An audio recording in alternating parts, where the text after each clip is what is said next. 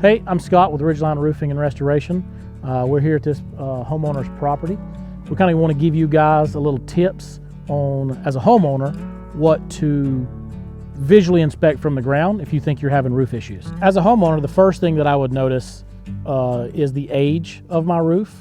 Sometimes you don't know. Sometimes the realtor don't know. Sometimes you have no documentation to when your roof was actually installed. So there's a few things you can look for. That's staining. Everybody hates the staining, everybody hates the algae on their roof, but it's one way to age the roof.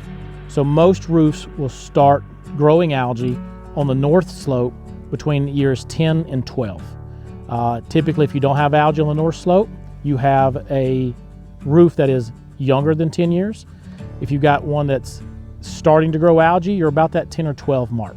If you've got one that's completely covered with algae, you're probably up into that 13, 14, 15 year mark. If your roof is out in the sunlight all day, it's not covered up by trees. Typically in Alabama, the state we live in, that's gonna be kind of a sign to, if you're getting to that darker algae, your south slope and your west slope of the house is gonna be a lot older, look a lot older. They're gonna be getting to their life expectancy.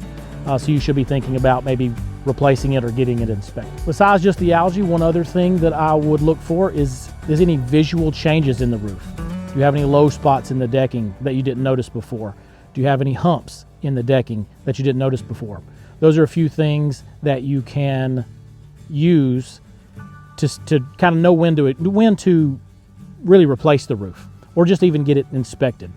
Those things could be nothing, and those things could turn out to be a bad piece of decking or something that's going to give you problems down the road. Third, I would probably look at penetrations in the roof. On the back of this house, you're going to have vent pipes coming through, stack pipes for your bathrooms, your laundry room, and I'm sure you've all seen them. They're white PVC pipes coming through. That rubber grommet is going to last you somewhere between 7 and 10 years.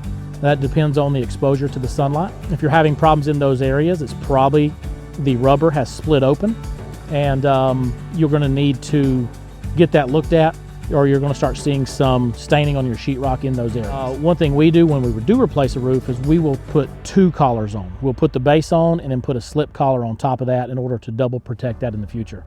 Your chimneys are also a problem area. Your flashing, if it expands, contrasts throughout summers, the nails can back out of those.